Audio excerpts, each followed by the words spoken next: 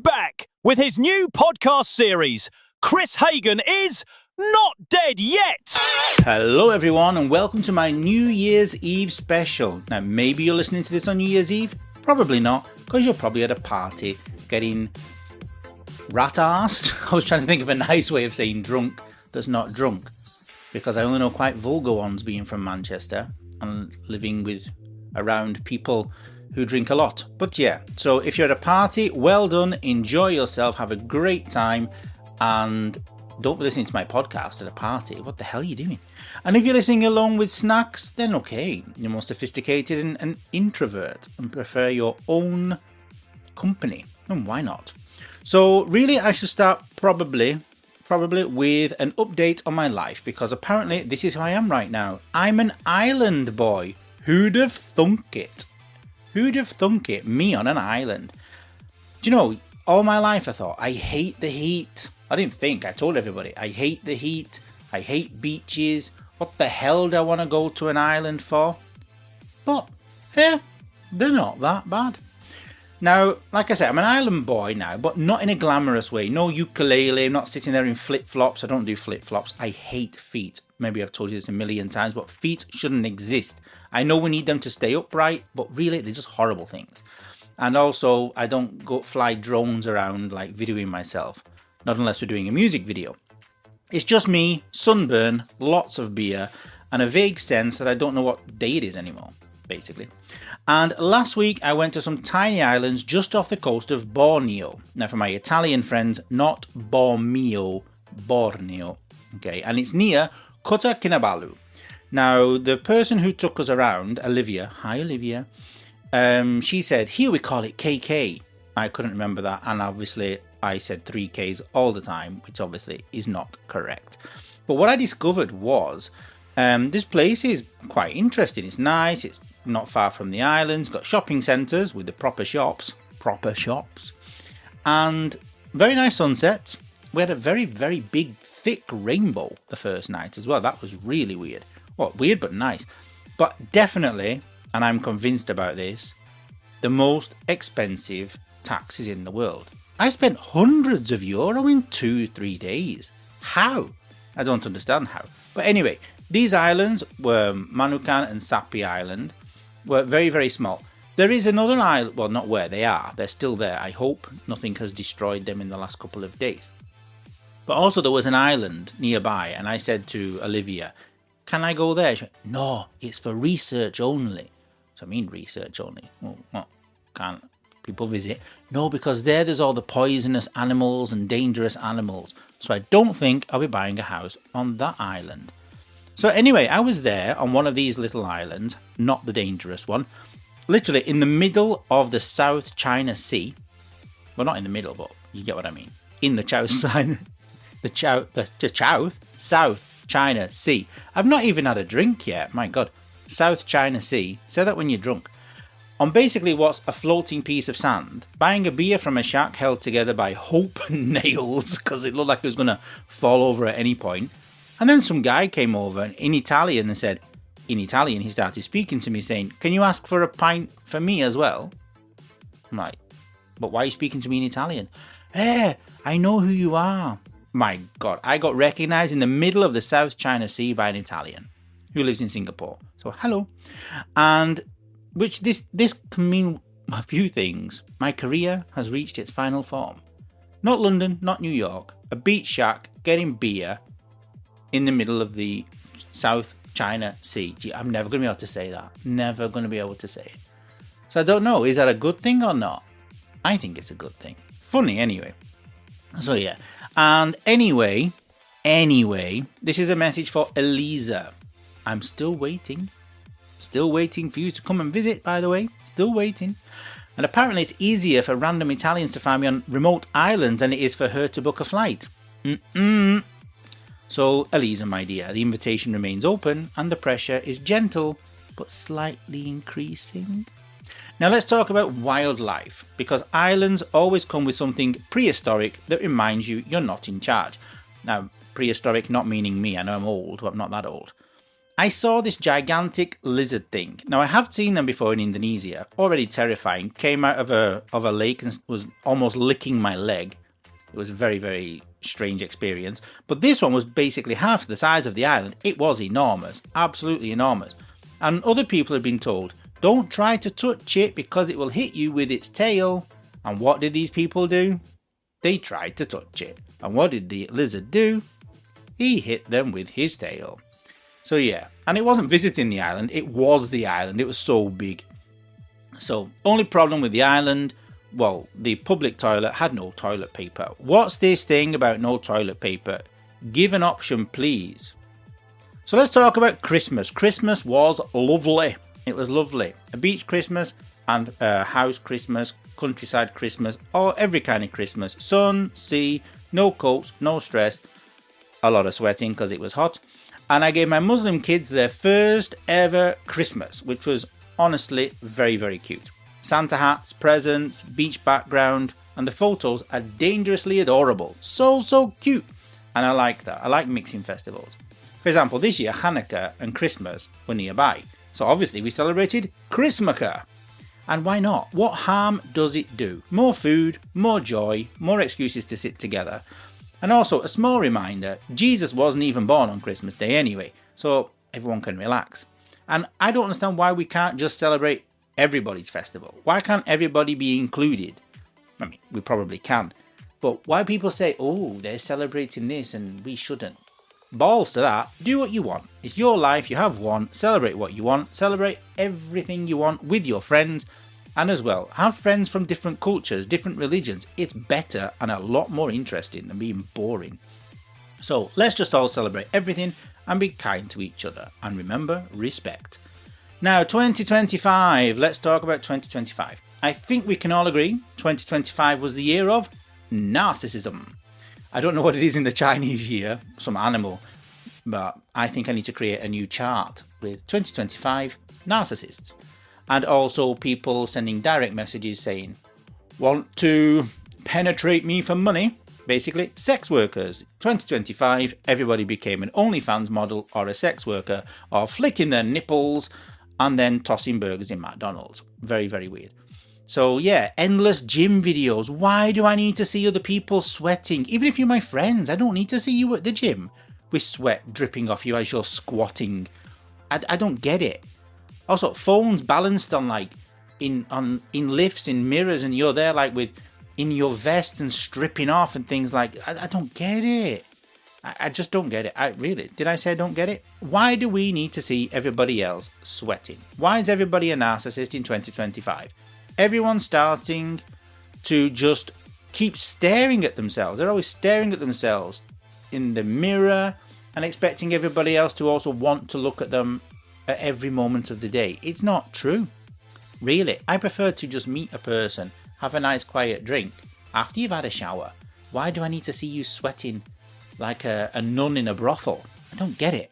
Really don't get it. So let's all agree, 2025, everybody saw everybody. And remember, as the title of one of my episodes says, once online, always online. So let's hope 2026 is calmer. Because 2026 already has some good things planned. Less noise, let's hope. More creativity. More real connection, let's hope. And more travel that doesn't involve filming yourself in the gym at every gym around the world. More books, more conversations, more actual living. And speaking of books, today I released a new book called Cocks and Pussies of Indonesia. Yes, you heard correctly. Yes, that is the title. Yes. And no, get your minds out of the gutter. It is not what you think. But it's a great way to trick your friends on their birthdays, christening. No, maybe not christenings because babies. Well, actually, what's inside babies can see. Just the title's a bit risque, let's call it. But it's observational. So get your minds out of the gutter and buy it for your friends who are all perverts who will think that it's Cocks and Pussies of Indonesia inside. And not Cocks and Pussies of Indonesia inside. Really, the words are the same. So buy it and you'll find out what it is. So I'm fully aware that the title might cause confusion, even some police reports maybe, or awkward conversations in bookshops. But do you know what? That's why I love life. because it's different, not boring. And anyway, I'm looking for some suggestions for the next title in the series. So send me a message in whatever way you want, even by pigeon if you want. Maybe try and think of a title for the series that gives people less heart attacks. Can you imagine standing in WH Smith asking, "Hello, can I have Cocks and Pussies of Indonesia, please?" by Chris Hagen?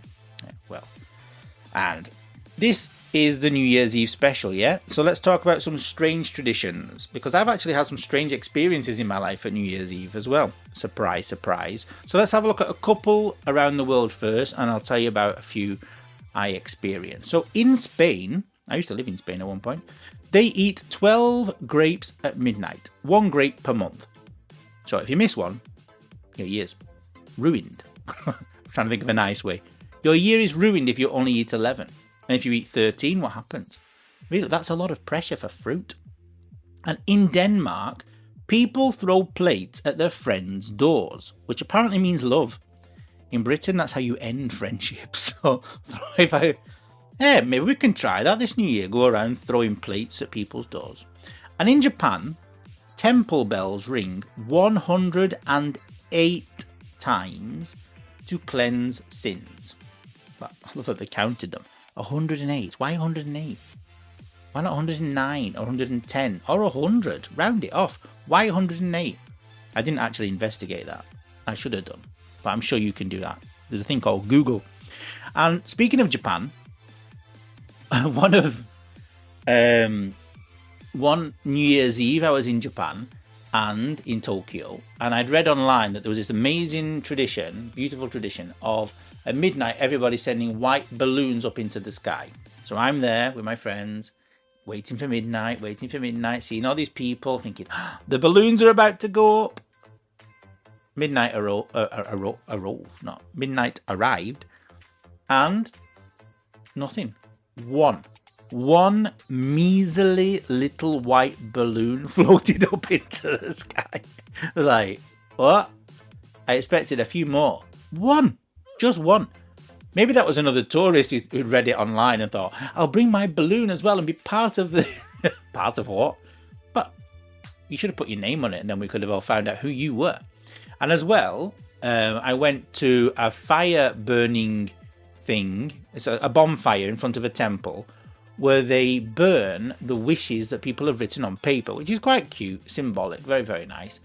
And I took some photos, and obviously around the fire there's many people.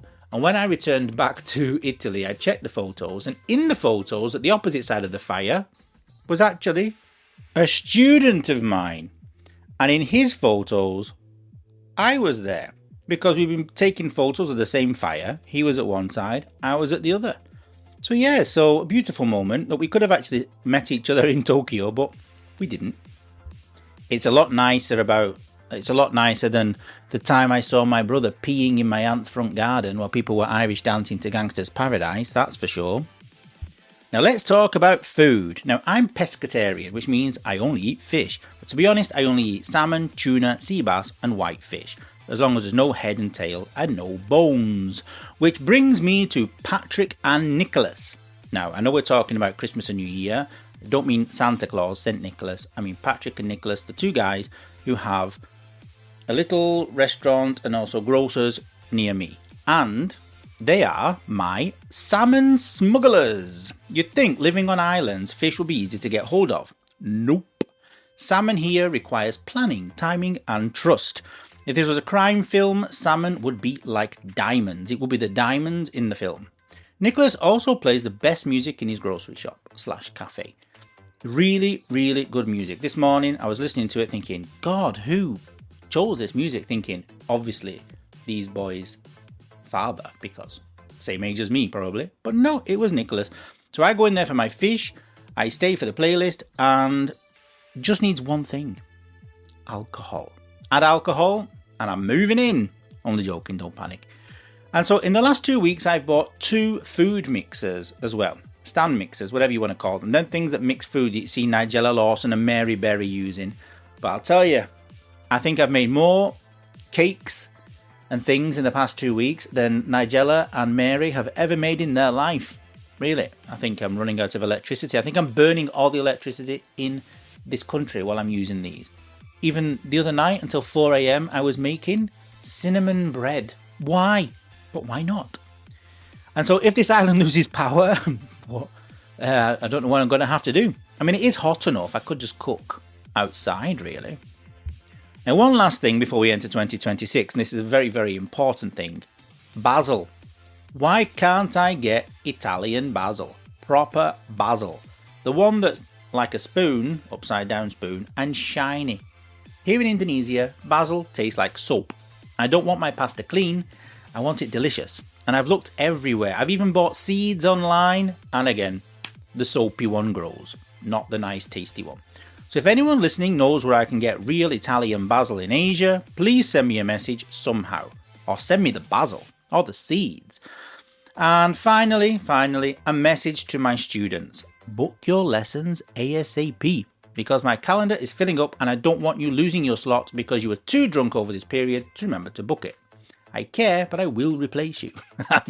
Joking, don't worry. But just make sure you've booked your lessons and done your homework.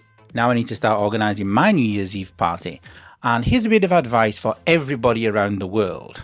I'm not targeting anybody specifically, only these people.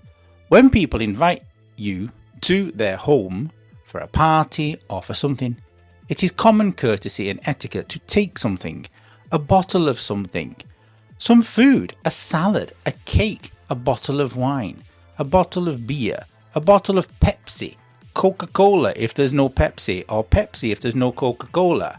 I love that film, The Invention of Lying, with Ricky Gervais. Fantastic. So this is just a bit of polite advice to educate you with etiquette. Don't just go to somebody's house and drink all their alcohol and then go, bye-bye, see you next time. Remember, your friends are your friends. They're not a bar, an open bar, a free bar. So when you go, remember it's courtesy to take things. Thankfully, most of my friends do that. But there are many people out there who still haven't understood this common courtesy with etiquette of socializing. So a little bit of advice, even take a little plant, or something nice and cute. So New Year's Eve party, when you go to your friends, you're invited to your friends, take a bottle, bring a bottle, take a bottle. We say bring a bottle normally on the invite. So take a bottle, take a salad, take a quiche. I want quiche. So now I'm going to get planning. I've got many things to bake and make. So from tiny islands and giant lizards, Christmaker and silent midnights, salmon smugglers, stand mixers and soapy basil, goodbye 2025. The year of mirrors, narcissists, sex workers, lazy sex workers like poor ones, not real ones, and phone cameras. Phone cameras everywhere. Everyone's taking photos of everything, including me, to be honest. So really, bit of a hypocrite there. So hello 2026, please be kinder to everyone, calmer, and also respect everybody. This is the most important thing that is missing these days. And remember, be just weird enough to be interesting. Happy New Year.